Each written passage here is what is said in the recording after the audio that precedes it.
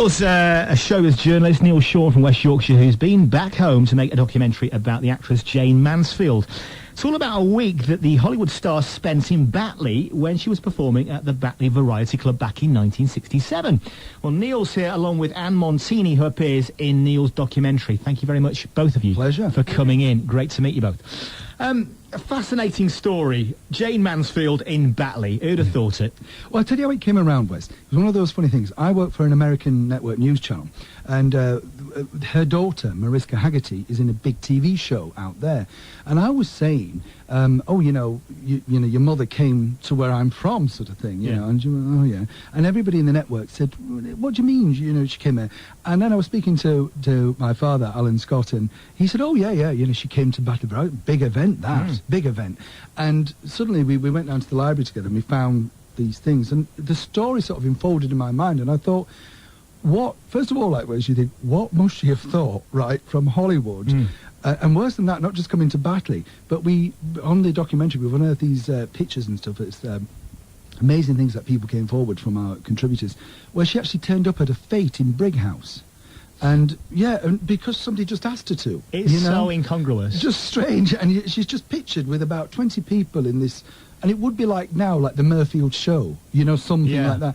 And apparently when we were talking to some great people, as I say, including Anne, that apparently people would go up to her and just say, oh, would you come and open this? And and I was sort of looking at this story and thinking, today you'd have a PR, she'd have a reality show, there'd be a camera.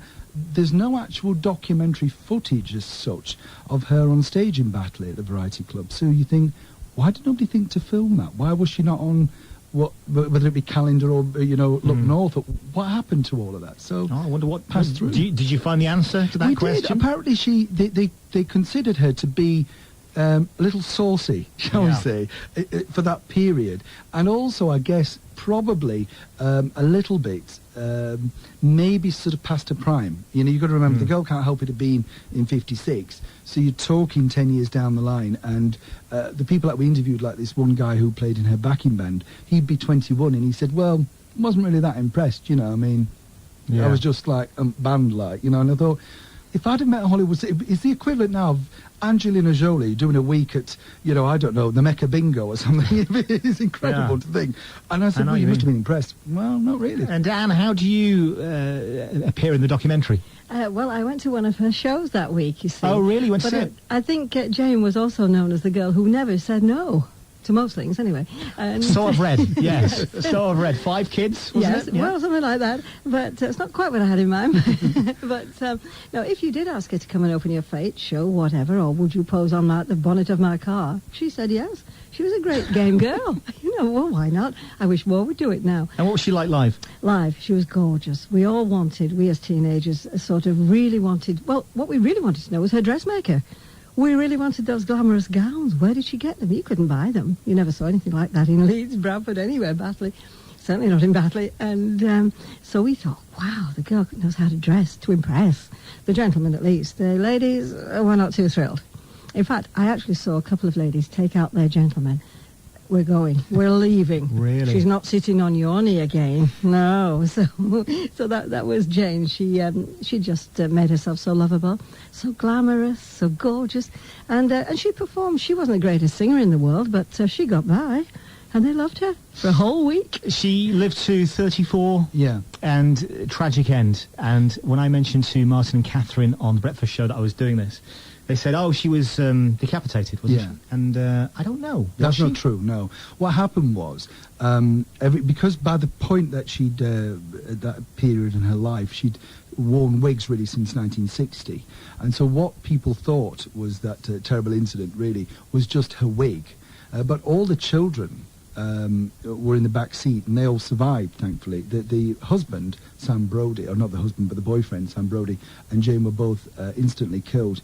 I think what's interesting is our story picks up really just in April 67, and she died in June. So really, this was her last big sort of outing, if you were. Her farewell concert was in Batley. Jayne Mansfield's farewell gig was in Batley. Well, we have some great people on the documentary. We have a gentleman called Alan Clegg, who was the general manager of Batley Variety Club at the time, and he was the one who booked her and helped put it together. How much was she? Well, you know? In our money today, she was £4,000, but Alan said that it would be the equivalent of £20,000 today. Right. Okay. And the person who was her co-star, if you like, was Max Wall, the comedian. Oh, yeah. Okay. So can you imagine that? That's dynamic very- is weird. isn't Great it? mate. Yeah. A very strange. Who else have we got in the documentary? Oh, we have Mr. Trevor Simpson, the author from Halifax. He's a great contributor. He had a lot to say about Jayne, and all of it true.